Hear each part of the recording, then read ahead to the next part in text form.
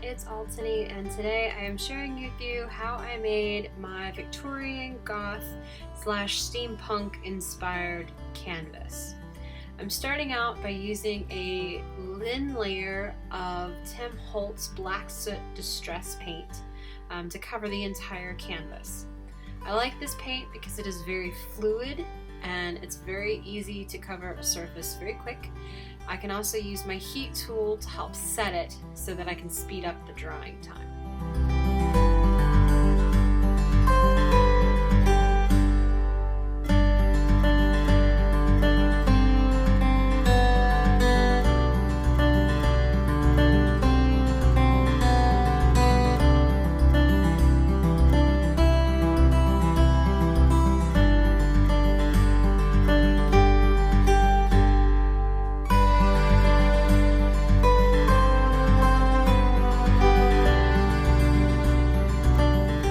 Once I have made sure that my canvas is completely dry, I'm going in with some of the Tim Holtz mica spray in, I believe this is the copper color, and I'm just spraying this all over the canvas using my heat tool to set it and dabbing it off in the big thick drops so that it dries a little bit quicker.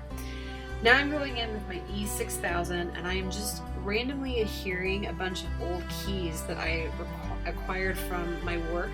They were getting ready to throw them out. I was like, no, let me have those.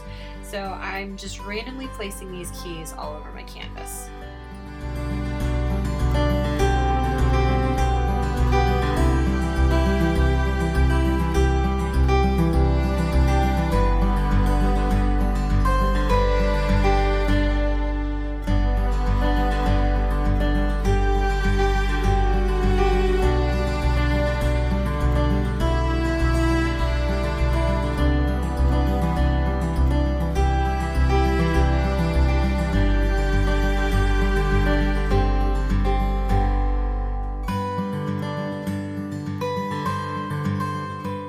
Once I was happy with the placement of my keys, I just went in with some black alcohol ink and began to cover all the keys. I did cut some of this for time because I learned the hard way it was much more difficult to cover these once they were on the canvas. So once I got them completely covered to where I was happy, I did try to leave little bits of the metal peeking through. And I did go straight onto the keys with the bottle for the notches in the keys because I couldn't quite get them covered. I didn't want that much metal showing. But once I completely covered this to where I was happy, I then went in with some bronze metallic mixative and randomly stamped them all over the keys to show a little bit more of that distressed look.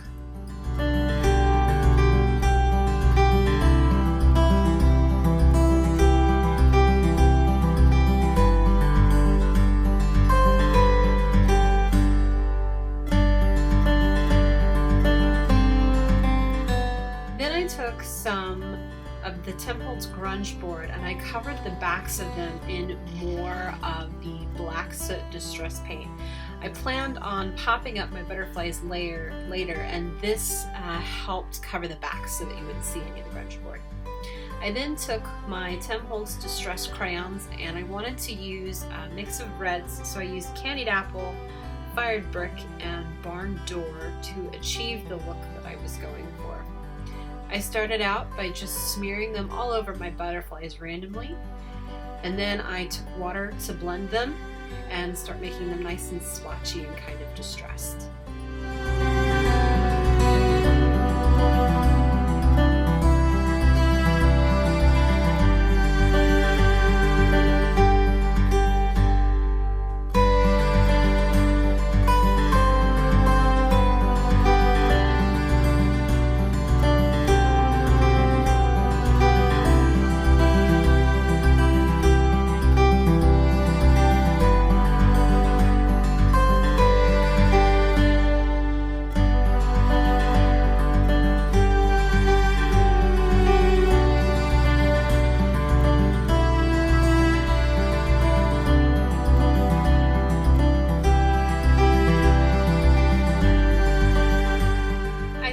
Take what was left on my craft mat and use my water sprayer to kind of wet that, and I started dipping the butterflies in it and that helped to blend the colors I had already added and give it a little bit more color and splotches here and there throughout the butterflies.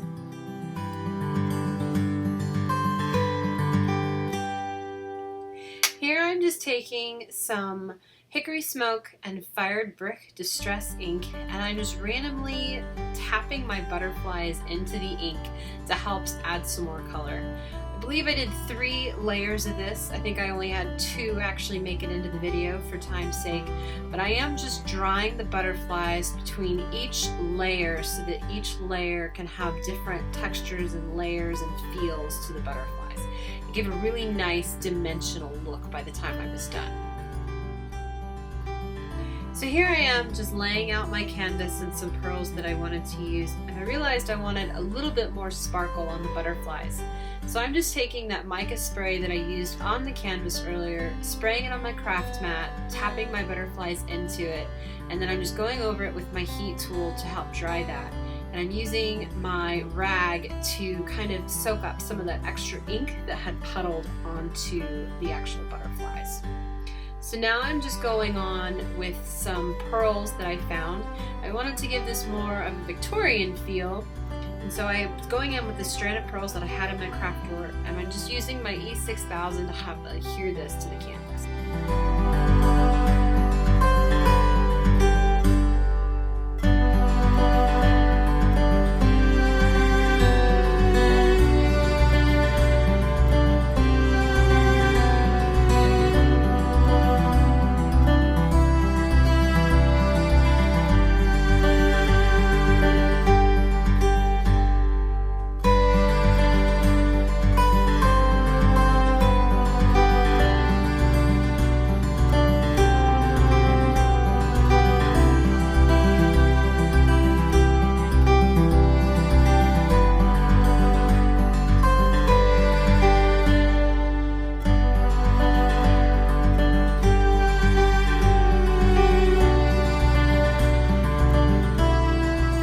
Once I was happy with the placement of my pearls, I'm just taking the butterflies and I'm folding the wings on each side of the body. This helps them stand up, and this is my absolute favorite way to adhere butterflies to anything. It gives them quite a bit more dimension, and I just love the way that it looks. So now I'm taking some gears that I had and I am randomly placing them all over the canvas until I was happy with the finished look.